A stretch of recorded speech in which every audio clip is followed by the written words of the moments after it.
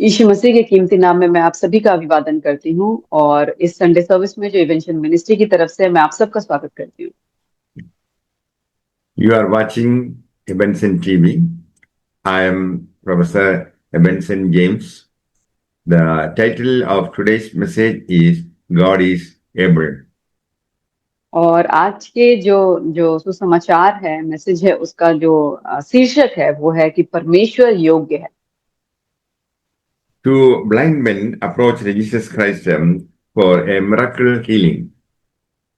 और दो जो अंधे व्यक्ति थे उन्होंने यीशु मसीह से कहा कि उनको वो चंगाई दे।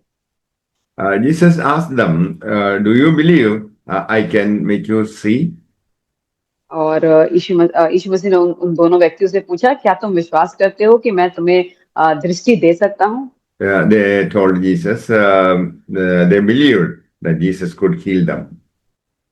और उन्होंने यीशु मसीह से कहा कि हाँ, हम विश्वास करते हैं कि आप मुझे हमें चंगाई दे सकते हैं। Jesus touched their eyes and they received their sight. और यीशु मसीह ने उनकी आंखों को छुआ और उनकी आंखों की रोशनी वापस आ गई। So Jesus is able to heal our sicknesses. तो यीशु मसीह जो है वो हमारी जो भी बीमारियां हैं, कमजोरियां हैं, उसको चंगाई करने के योग्य है। Darius, king of Babylon, had great appreciation for Daniel for his outstanding performance. और एक बेबीलोन का एक वो राजा था जिसे दानियल की जो भी प्रशासनिक जो योग्यता थी उसके लिए उसको बहुत सराहना करता था। But the enemies of Daniel plotted to persuade the king to proclaim that worship of any god other than the king was illegal. But Daniel के जो शत्रु थे उन्होंने राजा को इस बात के लिए उन्होंने उकसाया कि वो एक ऐसा आदेश जारी करे कि राजा के अलावा अगर किसी अन्य देवता की उपासना अगर वो लोग करते तो वो गैर कानूनी होती है। But Daniel was so committed that he continued his daily devotions in the sight of all. और लेकिन दानियल जो था वो प्रभु के लिए इतना वो कमिटेड था, इतना वो प्रभु के लिए उपासना करता था कि उसने सब कुछ को छोड़ के वो सबके सामने ही वो परमेश्वर की उपासना करता था। Darius knew he had been misled by the enemies of Daniel. और लेकिन वो राजा जो था वो जानता था कि इसे छल से शत्रुओं ने इसे घेरा है। But his order must be carried out. लेकिन जब राजा ने आज्ञा दी है तो उसका पालन करना भी जरूरी था। So Daniel was cast into the lion's den. और तब दानियल को जो है वो शेरों की मान में डाल दिया गया। After a sleepless night, the king came to see what has happened to Daniel. और उसके बाद वो रात भर वो राजा सो नहीं पाया। उसके बाद जब भोर हुई तब वो दानियल को देखने के लिए आया कि क्या हुआ। King asked, was your God able to deliver you from the lions? और तब राजा ने पूछा कि क्या तुम्हारा परमेश्वर ने तुम्हें इस शेर की मान से तुम्हें बचाया? The king knew that Daniel's God could deliver him. और राजा जानता था कि दानियल का जो प्रभु है वो उसको छुड़ा सकता है।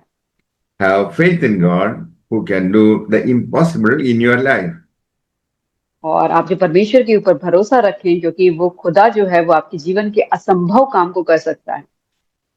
As a believer, it is possible to come out of your fiery trial. और एक विश्वासी होने के नाते ये संभव है कि आपकी जो भी अग्नि परीक्षाएं होती हैं आप उससे बाहर निकल सकते हैं। God can deliver you from marital problems and sickness. और परमेश्वर जो है आपके शादी के विषय में जितनी भी समस्याएं हैं उससे भी आपको छुटकारा दे सकते हैं और आपके शरीर की जो भी बीमारियां हैं, कमजोरियां हैं, उससे भी आपको छुटकारा देता है। He can change the present circumstances of your home. और वो जो है अभी आपके घर की जो भी परिस्थिति है उसको वो बदल सकता है। No situation is difficult for God. और कोई भी परिस्थिति जो है वो परमेश्वर के लिए मुश्किल नहीं है। God can do a miracle in these days. और इन दिनों में परमेश्वर जो है वो चमत्कार कर सकता है। So don't give up your faith in Jesus Christ. इसीलिए आप यीशु मसीह में अपने विश्वास को आप ना छोड़े। Ephesians chapter 3 verse 20. इफिसियों की किताब उसका 3 अध्याय उसका 20वां वचन। Now unto him who is able to do exceeding abundantly above all that we ask or think, according to the power that works in us. अब जो ऐसा सामर्थी है कि हमारी विनती और समझ से कहीं अधिक काम कर सकता है, उस सामर्थ के अनुसार जो हम में कार्य करता है। King Zedekiah puts prophet Jeremiah in jail for prophesying that Jerusalem would be conquered by the king of Babylon. और राजा जदेकिया जो था उसने जर्मिया को जो है उसे जेल में डाल दिया गया था, क्योंकि उसने ये भविष्यवाणी की थी क्योंकि जो यरूशलेम है वो बेबीलोन के राजा के द्वारा उसे ले लिया जाए। Jerusalem was ruined by the enemy and the people were taken captives. और वो जो यरूशलेम का जो शहर है वो शत्रुओं द्वारा नष्ट कर दिया गया था और उसको बंदी बना लिया गया था।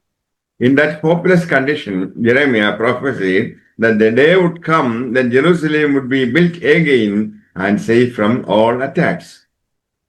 और ऐसी परिस्थिति के बीच में जर्मिया ने जो एक भविष्यवाणी को किया कि ऐसा समय आएगा कि जब सब लोग फिर से अपने देश में वापस आएंगे यरूशलेम में, और वो यरूशलेम सारे जो भी आक्रमण है उन सबसे सुरक्षित होगा। Someday, people will again own property in Jerusalem and will be buying and selling houses and fields. और ऐसा समय आएगा कि फिर से यरूशलेम में जो है लोग जमीनों को लेंगे, अपने घरों को खरीदेंगे, बेचेंगे, और फील्ड को भी वो खरीदेंगे और बेचेंगे। As symbolically, Jeremiah has purchased some land in Jerusalem. और उसी चिन्ह को दिखाने के लिए यरूशलेम ने जर्मिया ने उसी समय में यरूशलेम में एक भूमि को खरीदा। Jeremiah asked God why he should buy land when the destruction of Jerusalem is at hand. और तब जर्मिया ने परमेश्वर से पूछा कि अभी यरूशलेम का विनाश आ गया है और इस समय में मैं इस भूमि को क्यों खरीदूं? The people are guilty and judgment has come, but God is gracious. और लोग जो थे वो दोषी थे और जो भी विनाश वहां पे होने वाला था, लेकिन परमेश्वर जो है वो ग्रेशियस है। God had pity on the people. और परमेश्वर जो है उन्होंने उन लोगों पे बहुत ही दया दिखाई।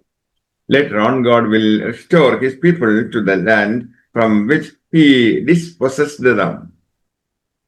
और उसके बाद जहां से उन लोगों को बंदी बना लिया गया था, परमेश्वर उन लोगों को उसी स्थान में वापस लेकर आए।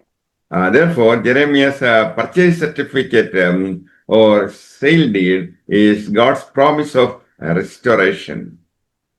और इसीलिए यिर्मयाह की जो भूमि खरीद का जो प्रमाण पत्र था वो परमेश्वर के पुनरुत्थान की प्रतिज्ञा है। Yeah.